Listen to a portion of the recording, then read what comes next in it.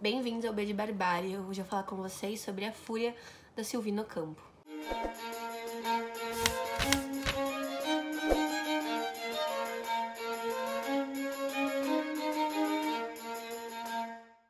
Bom, a Silvina Ocampo é uma autora argentina que foi, por muitos anos, abafada sua fama, principalmente porque ela era casada com o Adolfo Bioy Casares e a melhor amiga do Jorge Luis Borges. Além disso, a irmã dela era muito famosa também no meio cultural, que era a Vitória Ocampo. Não era escritora, mas era uma divulgadora, né, da cultura. E a Silvina acaba, então, sendo muito relegada, né? A gente tem muitas obras do Borges e do Casares traduzidas, mas essa é a primeira vez que a Silvina, por exemplo, é trazida para o Brasil. E também acredito muito que o estranhamento que as obras dela causam seja um dos fatores para que isso aconteça. A obra da Silvina é uma obra muito difícil de indicar para alguém. E isso porque, olha, poucos livros na vida eu posso dizer isso.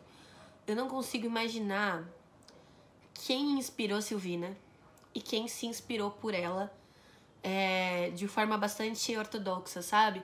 Eu consigo ver um pouco da escrita dela na escrita da Mariana Henriques, mas ela já tá muito mais apropriada da escrita da Mariana, sabe? Então não é tão mimético, talvez.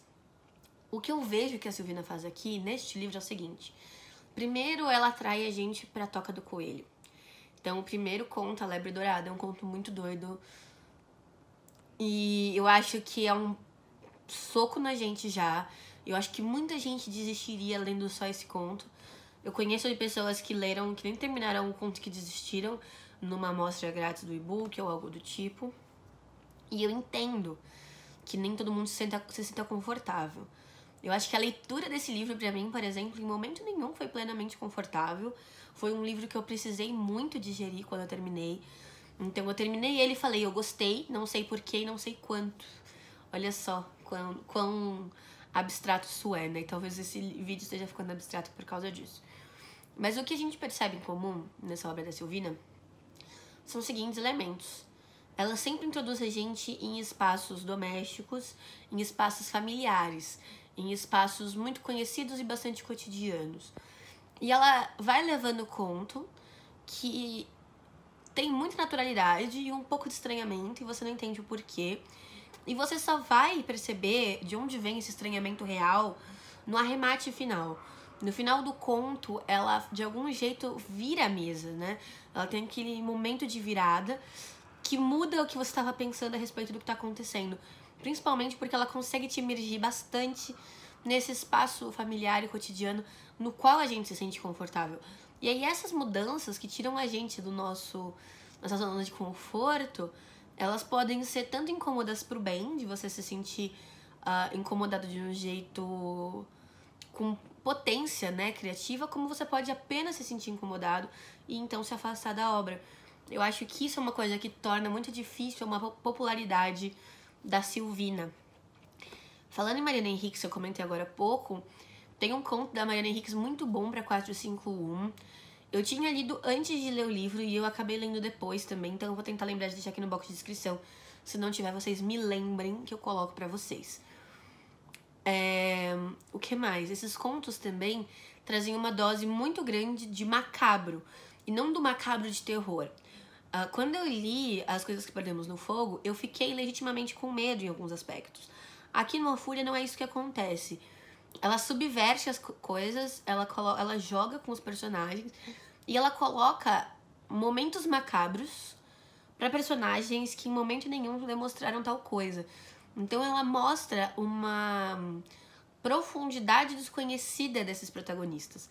E o mais curioso é que muitos deles são crianças. Então ela joga com a inocência das crianças, o que eu acho que é bastante enriquecedor, porque nos traz abre o nosso horizonte para uma imaginação de protagonistas ou de narradores infantis que eu acho que é muito pouco explorada, se não realmente num momento de terror. Eu queria falar com vocês sobre os contos que eu mais gostei, e aí voltando para a matéria da Mariana Henriques, tem um conto aqui que é o meu conto favorito. E quando eu conversei com a Jéssica, do canal Jéssica Matos, ela também falou pra mim que gostou muito desse conto. E aí, nessa matéria da Mariana Henriques, Diz que o Borges dizia pra Silvina nunca publicar esse conto. E eu falei, Borges, você tá louco, cara? E o conto é o conto Mimoso. Eu não vou contar pra vocês porque a graça é exatamente a reviravolta. Mas o plot, né, do conto, apesar de que não existe... não existe... Eu não acho que exista um spoiler de conto, mas eu acho que é legal você participar desse momento de descoberta. A gente tá com uma família que tem um cachorro. E em alguns momentos dá a entender que eles decidiram não ter filhos por uma decisão do marido. E a mulher é muito, muito apegada ao cachorro. E quando ele morre, ela decide empalar ele. E ela deixa ele empaladinho lá numa sala da casa. E eles começam a receber ameaças por causa do quão esquisito é ter empalado esse cachorro. E aí o resto eu deixo pra vocês descobrirem aqui. Eu vou citar pra vocês os contos que eu anotei aqui como meus favoritos. A continuação... Mimoso, o caderno. O caderno fala sobre crendices populares acerca de gravidez, de gestação. Eu achei bem massa. A Sibila, o Porão. Ai, gente, o Porão, ele fala sobre uma prostituta que vive tipo num... possivelmente uma prostituta, né? E no momento fica claro que vive num porão e tem vários ratos. E ela interage ali com os ratos. Eu achei muito interessante pra debater especismo esse conto, sério. Carta Perdida em uma Gaveta. Os Sonhos de Leopoldina. Nossa, esse aqui... Gente... Aí eu não vou falar porque vai que vocês reclamam. O Paciente e o Médico. E fechou. É isso. É um livro com muitos contos. Então, se a gente pensar que eu falei pra vocês 3, 4, 5, 6, 7, 8. 8 de 34 contos parece pouco. Mas eu acho que esse é o tipo de livro que os contos criam uma ambientação que é necessária para a leitura deles, sabe? É o tipo de livro, de contos, que eu recomendo que você leia, não de uma vez só no sentido de sentar e ler, mas ler ele na ordem e ler ele de uma vez. E não abrir, ler um conto e mês que vem ler outro conto. Porque eu acho que essa formação da atmosfera de A Fúria é muito importante. Como eu disse, eu não sei o quanto eu gosto, e eu não sei o porquê eu gosto, mas eu gostei desse livro. A essa conclusão eu consegui chegar. Mas eu gostaria muito de ter a oportunidade de ler outras coisas da Silvina pra poder formular e entender. E talvez a graça seja não entender, talvez seja, mas não existe a graça de não entender sem a procura pelo entendimento, enfim. Ai, esse vídeo ficou tão doido quanto um livro de Silvina Ocampo, pelo menos 10%, então eu tô feliz.